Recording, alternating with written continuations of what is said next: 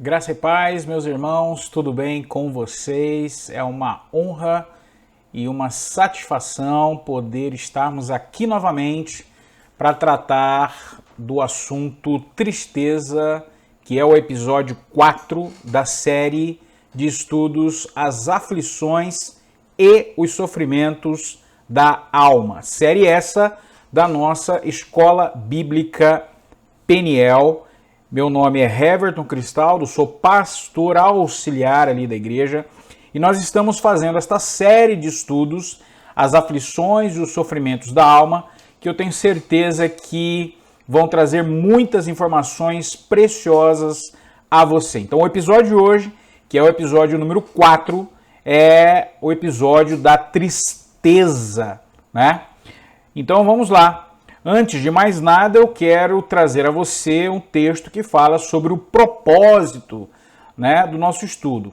Ela tem caráter teológico, educativo, instrutivo, mediante as informações contidas na Bíblia e também na obra de renomados autores cristãos e também os que militam na área, né, da saúde integral, da saúde espiritual, emocional, de cura e restauração da alma. E também na nossa prática pastoral também, ok?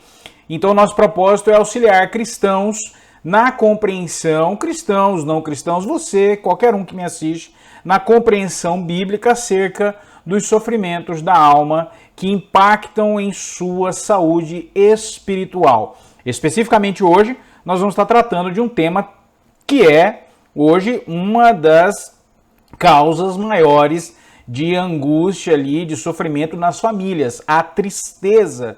E hoje nós temos um quadro caótico de depressão, que é uma tristeza profunda, num nível extremamente alto, ou seja, ela é o ponto culminante de todas as tristezas da alma, né? Que é a depressão. Então nós vamos estar tratando sobre isso, eu vou estar falando sobre tristeza.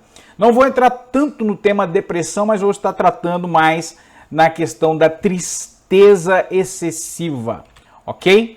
Então nós vamos lá, vamos começar o nosso episódio respondendo a uma pergunta que devemos nos fazer sempre quando estamos tristes. Quando a gente está triste, a gente precisa responder algumas perguntas e devemos fazê-los as perguntas a nós mesmos. Devemos nos fazer essa pergunta. Primeiro, o que é a tristeza? Segundo, qual é a fonte da minha tristeza? De onde vem a minha tristeza? Eu preciso entender a mim mesmo. De onde vem a minha tristeza? O que é a tristeza que estou sentindo? Qual é a fonte primária? Né? É possível gerenciar essa tristeza? Qual a causa dessa tristeza? O que está angustiando e afligindo a minha vida? Então, nós vamos começar entendendo o conceito de tristeza. O que é a tristeza, né? Então a tristeza, ela é um sentimento humano, um sentimento ou emoção humana. Mas a gente pode identificar também, até mesmo no reino animal, esse comportamento de tristeza nos animais, principalmente nos animais pets, né? Nos animais que compõem aí a convivência humana, né, muito mais próximos, ou seja, aqueles animais como o cachorro, principalmente cachorro, né, em que demonstram sentimentos de emoção. Ele demonstra quando está triste, né, ele demonstra essa tristeza. Então, esse sentimento, esse instinto, essa emoção, né, da tristeza, ela é um sentimento comum a todos nós, seres humanos, ok? Nós realmente temos esse sentimento em nós, ele aflora, ele se mostra mediante algumas situações que nos apresentam, a vida nos apresenta, eu realmente fico triste. É impossível, a não ser que você tenha uma enfermidade psicológica, né, que você não demonstre em determinadas situações o sentimento de tristeza. É quase que impossível, praticamente impossível passar pela vida sem demonstrar tristeza. Nós nos entristecemos por coisas, por situações, por notícias, e é um sentimento absolutamente normal, um sentimento absolutamente normal. Qual é o problema da tristeza? O problema da tristeza está no tempo que eu fico triste e também na intensidade dessa tristeza. E quando essa tristeza abala a minha vida a tal ponto de me prender, de me barrar, de me paralisar, de me cansar, enfim, quando ela começa a avançar em níveis mais profundos da minha alma. Aí sim, aí é hora de pararmos, aí é hora de começarmos de buscarmos ajuda e auxílio. Aí é hora da gente começar a entender essa tristeza e ver que ela não é aquela tristeza normal do dia a dia. Nós nos entristecemos, estamos vivendo um momento de pandemia, estamos vivendo um momento de tristeza muito grande. Nós nos entristecemos por amigos que vêm a óbito, nos entristecemos por notícias ruins, nos entristecemos pelos nossos filhos, né, que estão presos aí nesta pandemia que estamos vivendo. Nós nos entristecemos com as notícias financeiras do nosso país. Então, mas são tristezas que não nos abalam profundamente a tal ponto de nos paralisar. A gente fica triste sim com as notícias, mas a vida segue. A gente segue caminhando pela vida, a gente segue caminhando em nossa jornada física, espiritual, social, emocional, enfim, nós avançamos.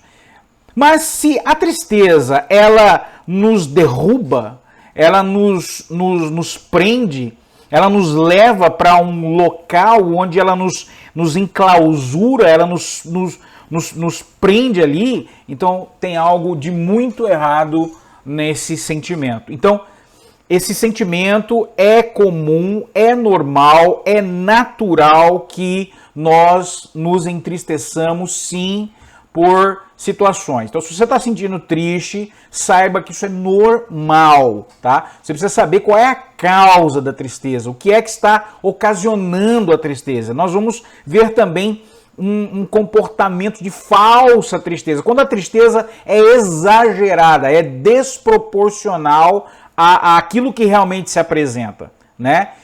Então, a tristeza é um sentimento absolutamente comum, absolutamente normal entre nós, seres humanos. E ela apresenta algumas características, sim, também normais, como falta de ânimo, muitas vezes. Choro, às vezes uma vontade de ficar sozinho, um isolamento, né? Um sentimento de desamparo, eu me sinto desamparado, desprotegido, né? Uma carência afetiva, eu me sinto carente afetivamente, eu me sinto carente emocionalmente, eu sinto uma carência da presença, né? De alguém que me alivia as dores, não, por exemplo, uma pessoa amada. Então, a tristeza, ela produz em nós características que fazem com que o mundo enxergue que eu estou triste. Que as pessoas que estão do meu lado enxerguem que eu estou triste, né? Então, as pessoas que convivem comigo, que caminham comigo, que estão comigo, a minha família, no caso a minha esposa, os meus filhos, eles conseguem sim identificar que eu estou triste por alguma situação, né? E muito provavelmente, quando a situação ela é comum a todos, né? Por exemplo, a perda de um ente querido vai causar uma tristeza muito grande nas pessoas. E os seus entes e as pessoas que estão próximas a você vão saber o motivo. A perda de um emprego, a notícia de uma enfermidade grave, uma briga, uma discussão com alguém amado, né? Um conflito existencial, né? Uma perseguição, bullying, uma perseguição hoje muito comum aí na internet da vida, pessoas que são atacadas violentamente na sua honra, na sua integridade, são chacotadas, enfim, isso causa tristeza na alma, isso causa tristeza em nosso coração. Então, o primeiro conselho que eu dou é: não faça outra pessoa triste através do seu comportamento. Como pastor, eu digo a você, não cause tristeza a ninguém, porque aquele que semeia, né, deve semear uma semente boa. Então, não semeie na vida da outra pessoa tristeza. Não ataque, não brigue, não ofenda, não cause dissabores, né?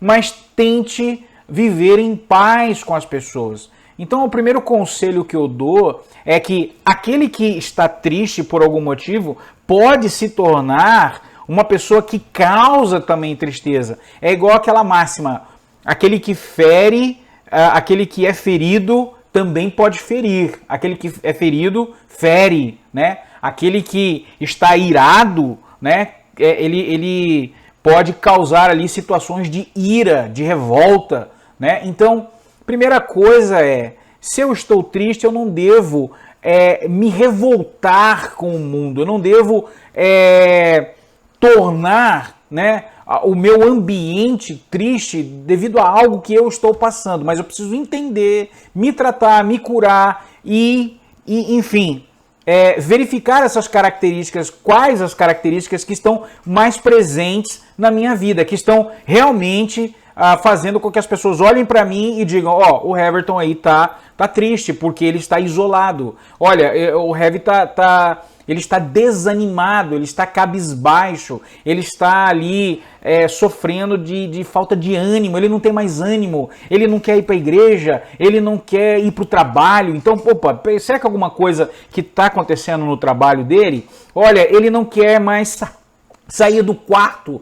Ué, por quê? Porque algo que está fora pode estar impedindo com que ele saia, um medo excessivo. Ele está triste porque ele está se sentindo feio. Será que ele está se sentindo será que ele está com a autoestima baixa, né? No caso de um adolescente, por exemplo, que pode estar sofrendo de uma carência afetiva, ele vê os amigos crescendo, os amigos se desenvolvendo, de repente o melhor amigo encontra uma namorada e o adolescente ele fica um pouco para trás, ele também não encontra, mas ele deseja, isso causa uma tristeza também, ele acaba se isolando, se sentindo menosprezado, se sentindo menor, se sentindo desvalorizado. Isso causa tristeza. É preciso trabalhar isso na mente do jovem, do adolescente, né? Da criança que se sente desamparada pelo pai, pela mãe, que se sente abandonada pelo pai, pela mãe, né? Se sente com aquele sentimento de desamparo, então ela se isola, ela se fecha, ela procura um cantinho, ela se senta ali, ela começa a chorar e então a gente identifica a tristeza ali naquele momento.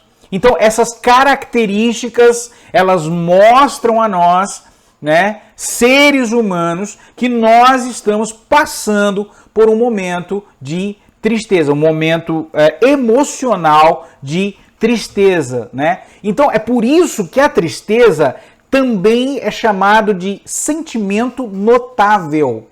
Ela é um dos sentimentos notáveis. Esse notáveis vem de notar, de se aperceber. Então, quando eu vejo uma pessoa triste, é instantâneo que eu entenda que ela está triste. A não ser que ela tenha uma característica, né? Uma característica de temperamento fleumático, melancólico, mas via de regra, a falta de ânimo, o choro, o isolamento, o sentimento de desamparo, a carência afetiva, a carência emocional, ela quando está muito aflorada, né, ela me faz enxergar no outro a tristeza. Eu noto a tristeza. Assim como eu também posso notar a raiva, a ira, quando uma pessoa está entusiasmada, quando ela está fervorosa, quando ela está super animada, eu também noto. Eu noto quando há uma felicidade no ar, um entusiasmo também é notável, né? Quando há, assim, sabe, uma alegria, um projeto que vai começar e a pessoa, ela se empolga, então ela está empolgada. Isso é notável na vida de alguém. Você nota, você percebe quando ela está focada, né?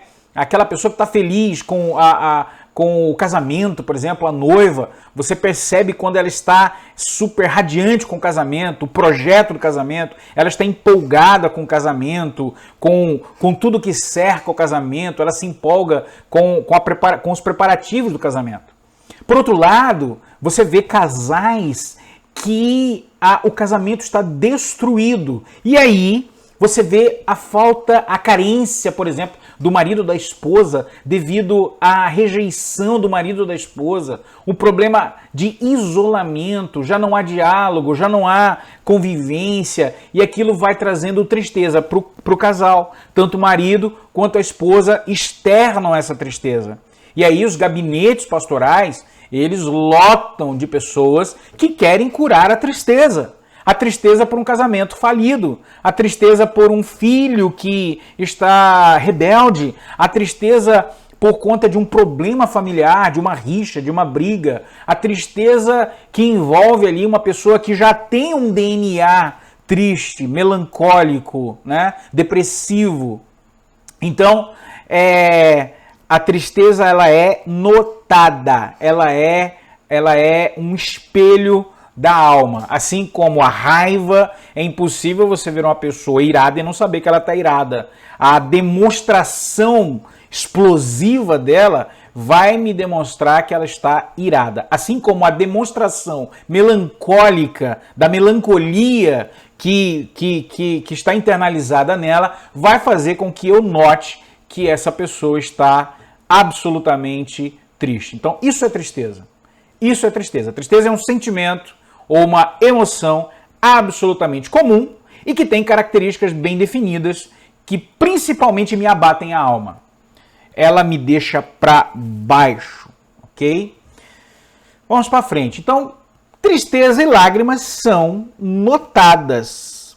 A tristeza, ela é notável porque a sua intensidade, olha a palavra, intensidade, ela é tremenda. A intensidade da tristeza, ela é tremenda. E, em geral, a tristeza, ela se baseia em situações em que a nossa estrutura emocional, ela é, de fato, abalada.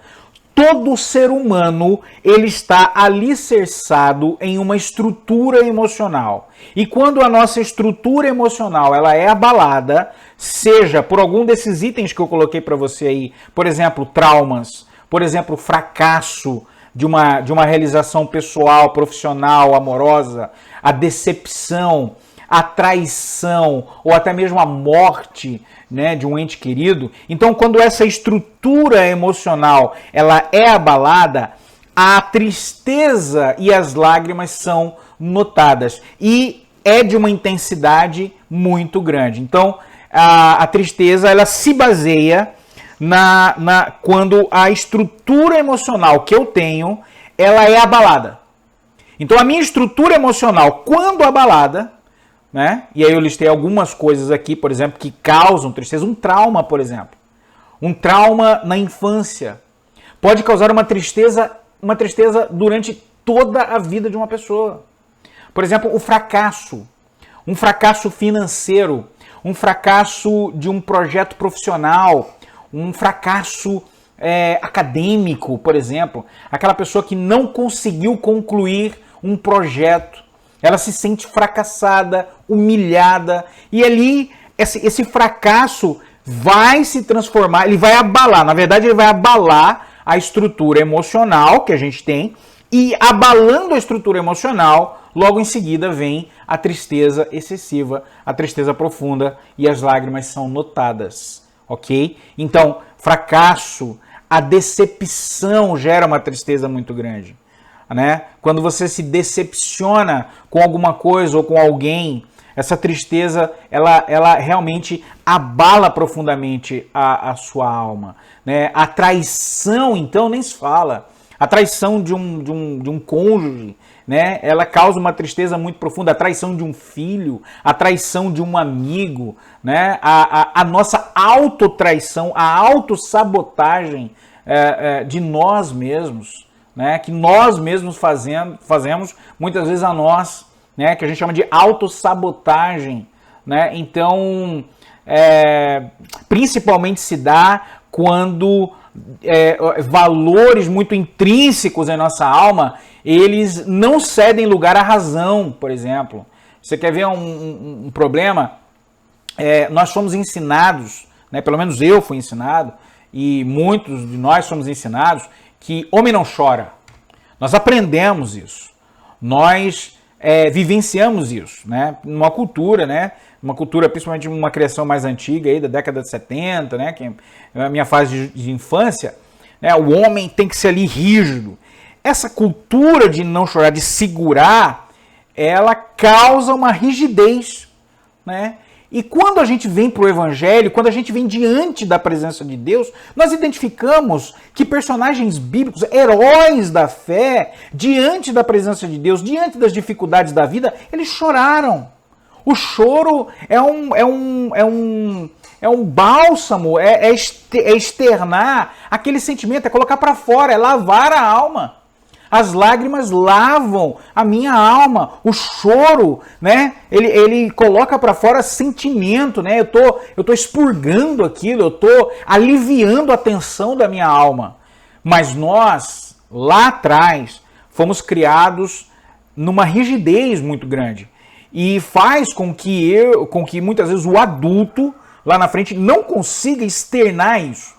E ele se torna mais frio, mais calculista, mas ele muitas vezes ele reprime o sentimento ali, né? Aquele sentimento que uma hora vai ter que extravasar, né? E a intensidade é muito grande, né? E ele se torna rígido, aí é que vem os problemas de doenças, inclusive, que somatizam da sua alma no seu corpo, e aí o cara acaba ficando doente.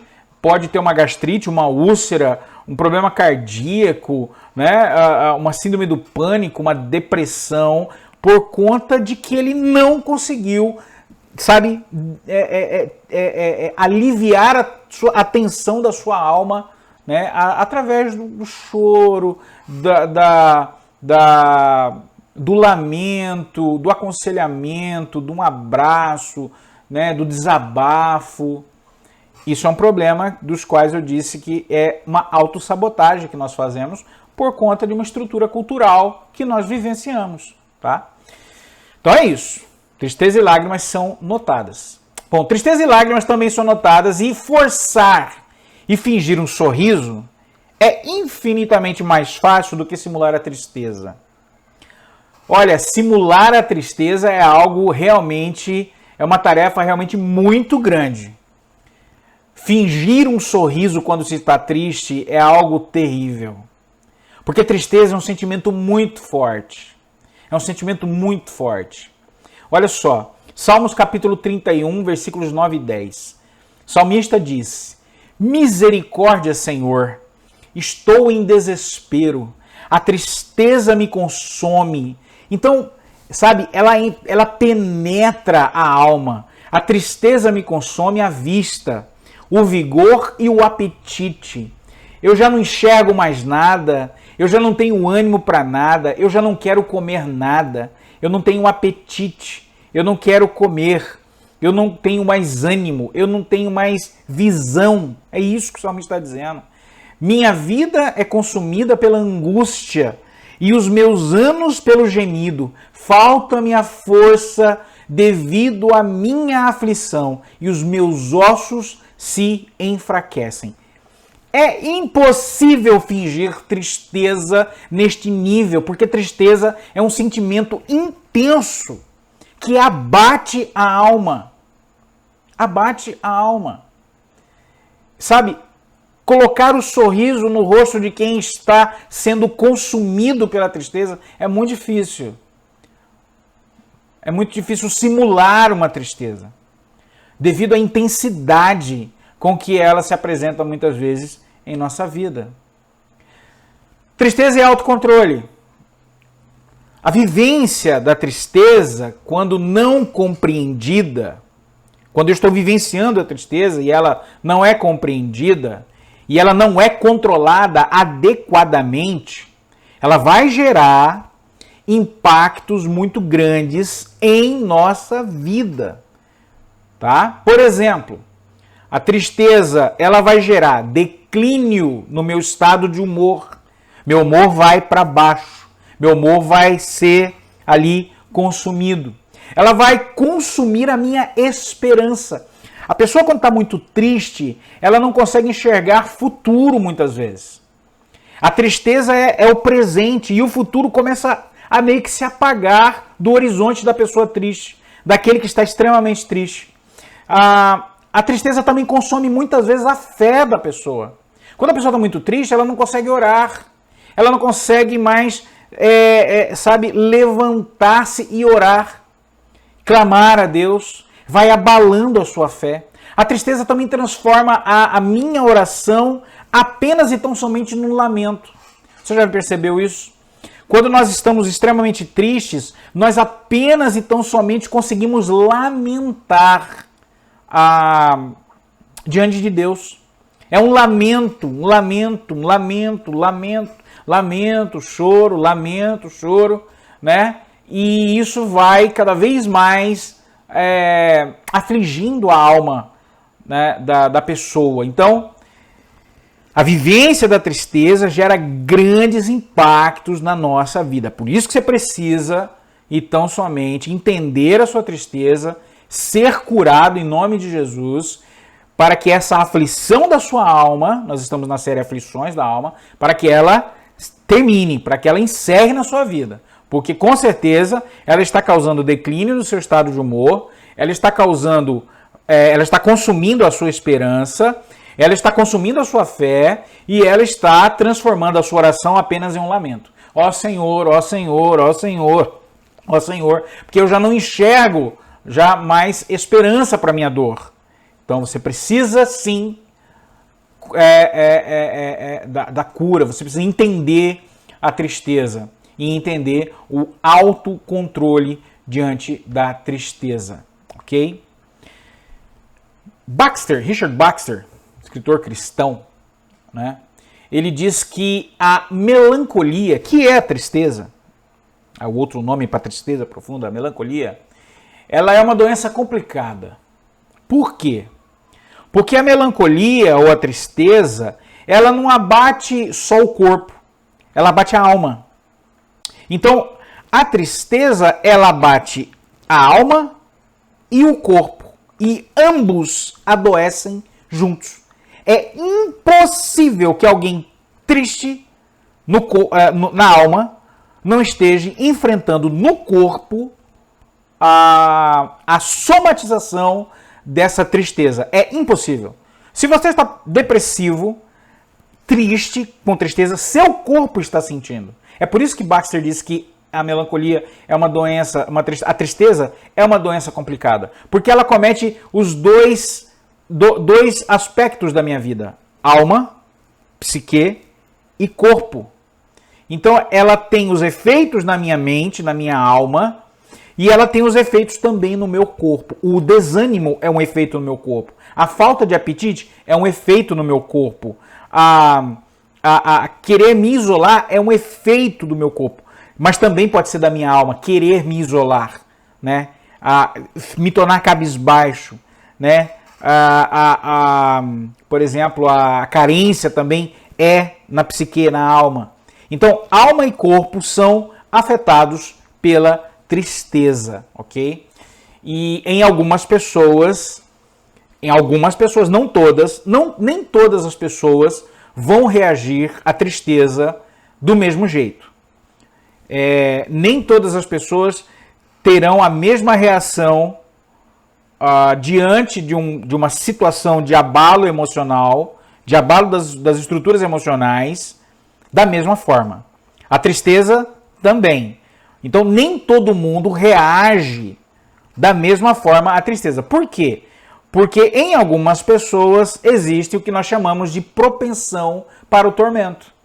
Está no DNA dela, na sua característica fleumática, melancólica. Isso já vem de um DNA melancólico, de um DNA fleumático, de um DNA de sofrimento. É uma característica dessa pessoa. Ela tem maior propensão a ser mais triste, né? Seja pelo ambiente cultural, pelo DNA, como eu disse, bioquímico, biológico, né? Já vem de uma família de deprimidos, mas também por conta da situação comportamental daquele meio, né? Então, o meio também faz com que haja uma propensão para o tormento. Eu já vi, né, uma vez, em um local, uma pessoa fazer um auditório inteiro chorar de tristeza e lamento. Mas como que ele fez isso? Ele simplesmente sugestionou todo mundo a chorar. E que todo mundo deveria se lamentar. E que todo mundo deveria chorar, mesmo não querendo. Ele forçou. Então, uma pessoa, ao ver a outra chorando, ao ver a outra sofrendo, ao ver a outra se entristecendo, acabou se entristecendo. Ele sugestionou essa situação. E isso fez com que todo o auditório chorasse. Muitas vezes, algumas pessoas estavam chorando sem nenhum motivo e se entristeceram sem ter motivo real, motivo que justificasse a sua tristeza. Né? Então, existe a questão da propensão para o tormento. Segundo, existe a dificuldade em se tranquilizar. Também cabe muito ao DNA e aos aspectos culturais e aos aspectos de criação e cultural pelo qual essa pessoa passou. Ela vem de um ambiente de desespero. Um ambiente saturado de superproteção, por exemplo, causa uma ansiedade muito grande e uma propensão a pessoa não ser tranquilizada facilmente. Há um sentimento de desespero. Uma pessoa que passou por um trauma, por exemplo, de uma perda, né, um aborto, uma perda muito grande em sua vida logo no início, ela tem a propensão de ter uma situação de superproteção, por exemplo. Então ela pode tornar a vida de uma pessoa super protegida também uma pessoa propensa a não se tranquilizar diante de uma situação de tristeza, por exemplo, que vai abater nela. Algumas pessoas, por exemplo, não têm nenhum autocontrole. E o autocontrole também é fundamental, até mesmo para a tristeza. Né? A falta de autocontrole também gera uma tristeza excessiva. Existem pessoas que têm o temperamento infantilizado, um temperamento infantil, um temperamento doentio, um temperamento impaciente. Pessoas assim têm propensão a uma pseudo-tristeza baseada em uma realidade fora da realidade, e eu vou explicar para você mais ou menos com um exemplo, que não justifica a sua tristeza.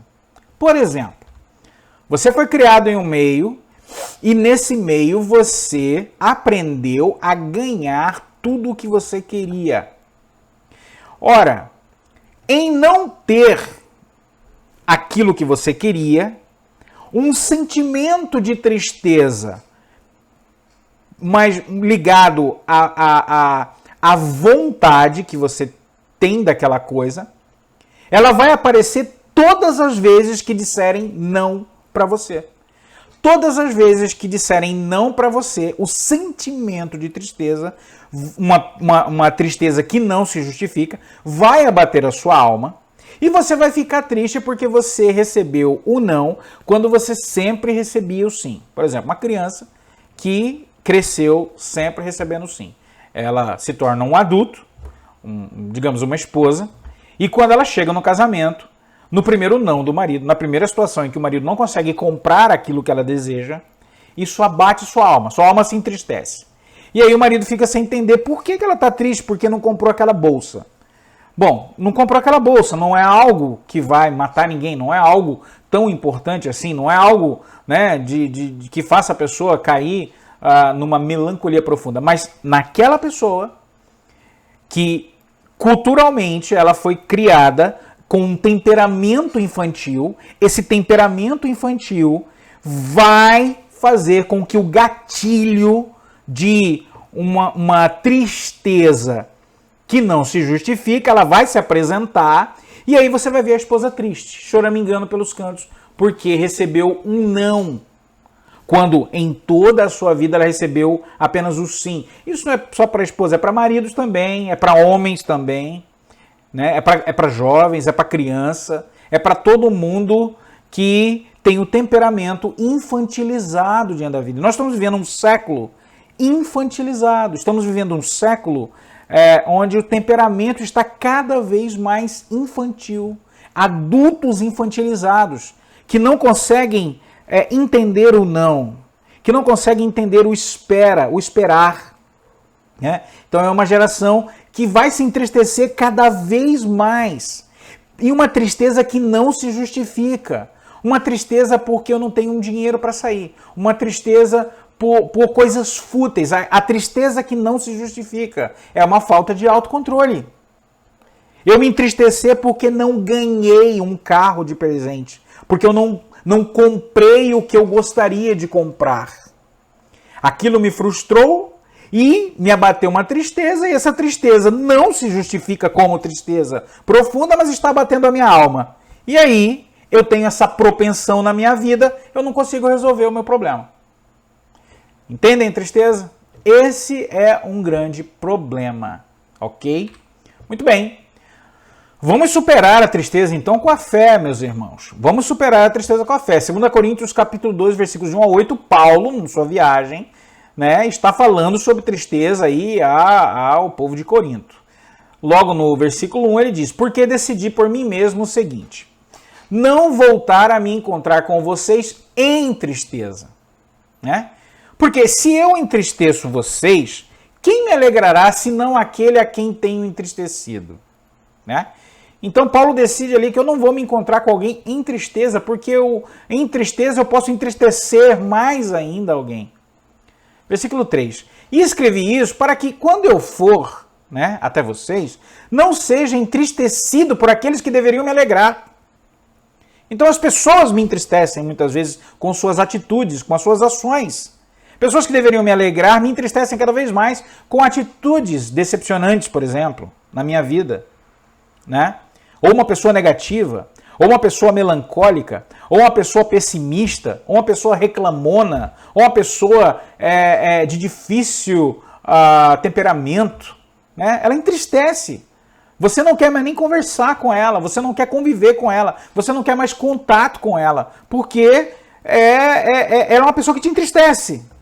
Suas palavras são negativas, seus gestos são negativos, a sua cosmovisão de mundo é totalmente pessimista, nada vai dar certo, tudo vai dar errado. Isso entristece a alma de quem quer avançar na sua vida. Você chega para ela e apresenta um projeto, e ela diz: isso não vai dar certo. Você chega para ela e diz: eu quero comprar um carro, esse carro não presta. Você chega para ela e fala: olha, eu queria comprar uma casa, essa casa não presta, não é para você. Todas as coisas que te alegram a fazem entristecê-la. E todas as opiniões que ela dá a você te entristecem. É isso que Paulo está falando aqui. E escrevi isso para que quando eu for, não seja entristecido por aqueles que deveriam me alegrar, confiando em todos vocês, de que a minha alegria é também a alegria de vocês. Sonhem comigo, se alegrem comigo, caminhemos juntos. A minha alegria é a sua alegria é a minha alegria. Né? Mas hoje nós vemos em um mundo onde muitas pessoas ficam tristes, e é a tristeza pela frustração. A tristeza pela frustração gera amargura em nosso coração. Quer um exemplo? Uma pessoa que estudou e formou com você, vocês começaram na empresa juntos. Mas essa pessoa conseguiu superar você em produtividade, enfim, em uma série de coisas. Ela é promovida e ela passou a um cargo melhor, começou a ganhar melhor que você, comprou um carro melhor que você.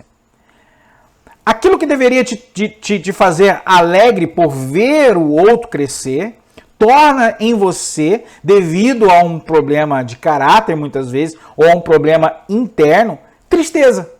Aquilo que deveria te alegrar causa tristeza. E a tristeza produz em você amargura, porque você não conquistou. E a tristeza vai produzir em você um sentimento de fracasso.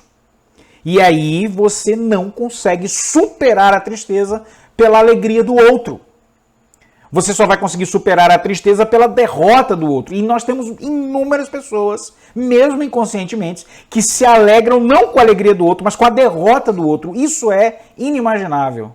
Então, irmãos, entenda que a sua tristeza não significa necessariamente a derrota Muito pelo contrário, não é a derrota do outro, é se alegrar com o outro. Né? Então Paulo está dizendo assim, olha, eu escrevi isso para que quando eu for, eu não seja entristecido por aqueles que deveriam me alegrar. Né? Você deveria dar uma palavra de ânimo para mim, você só chega resmungando, você só chega atrapalhando, você só chega reclamando, você só chega esculhambando, você só chega negativando tudo. E eu deveria chegar e você me consolar, e aí eu vou ficar triste, angustiado pela sua fala. Então eu não vou conseguir, sabe, me alegrar em você e você comigo, porque a minha alegria também deve ser a alegria de vocês, disse Paulo. Então, porque eu lhes escrevi no meio de muitos sofrimentos e angústia do coração, com muitas lágrimas, não para que vocês ficassem tristes, mas para que soubessem do amor que tenho por vocês. Ora, se alguém causou tristeza, não fez a mim, mas para que eu não seja demasiadamente áspero, digo que em parte causou tristeza a todos vocês. Basta-lhe a punição imposta pela maioria. Alguém fez algo errado ali e estava sofrendo tristeza. Pode ser um pecado, alguma coisa que ele fez. E aí no versículo 7 ele vai dizer o seguinte: de modo que agora, pelo contrário, vocês devem perdoar e consolar essa pessoa, esse indivíduo aí, para que ele não seja consumido pela excessiva tristeza. Então Paulo já me dá uma dica muito importante para mim. Perdão e consolo para aquele que está triste porque errou na vida, por exemplo. Porque, sabe, causou dano a outrem, está atribulado com Deus, com a sua fé, cometeu um pecado muito grave, cometeu um pecado, sabe, grave, e ele acha que não tem perdão. Então, perdoe. O perdão e o consolo curam a tristeza. Perdão e consolo curam a tristeza. É isso que eu estava dizendo aqui. Para que esse indivíduo não seja consumido pela excessiva tristeza. Eu posso superar a tristeza com a fé. Então, quais são as melhores precauções para a tristeza excessiva? Consolo.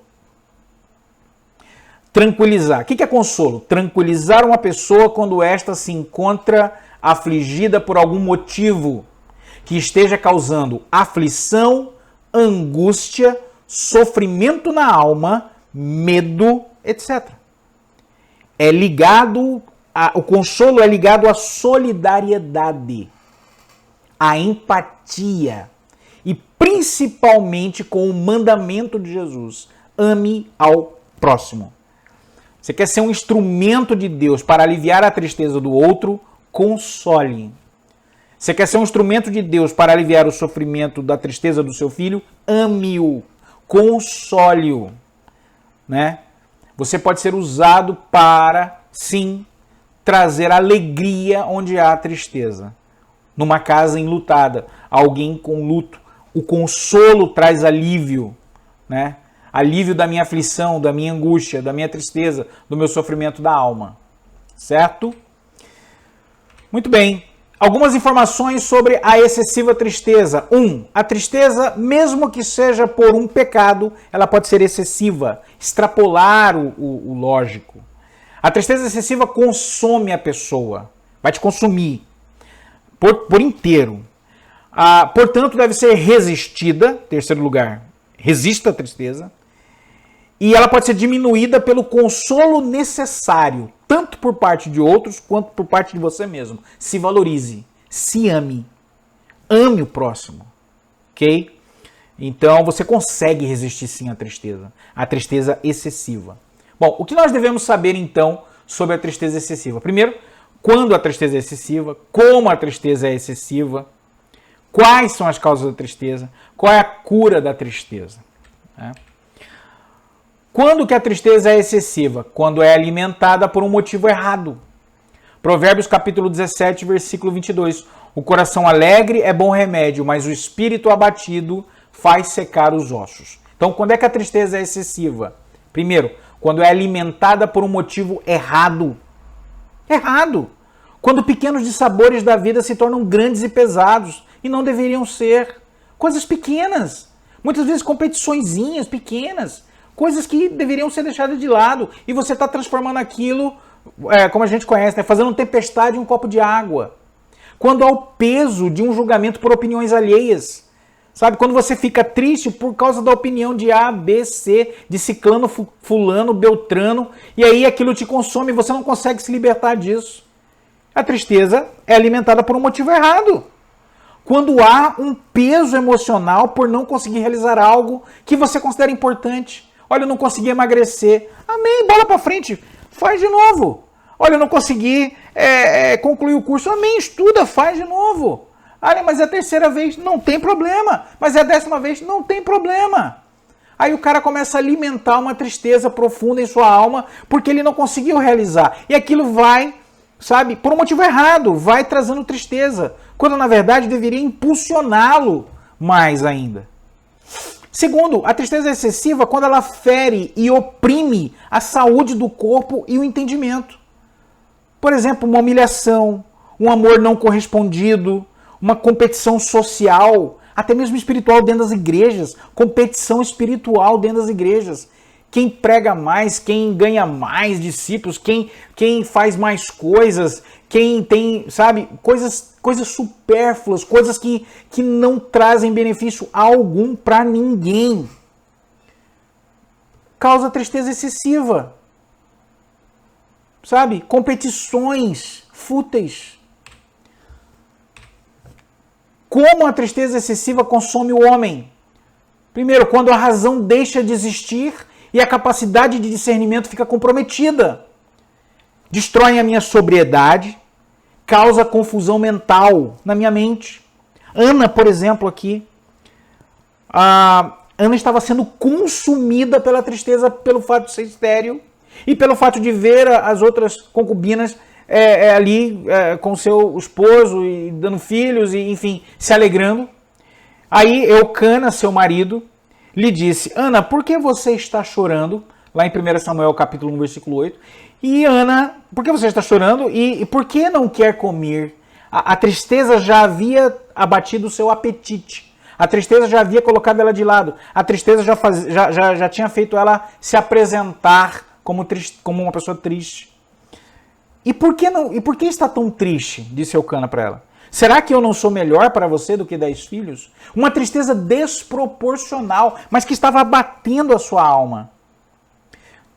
E a tristeza é excessiva quando ela me incapacita a governar a minha vida. Ela bagunça, ela desvirtua todos os meus pensamentos. Eu não consigo mais raciocinar direito.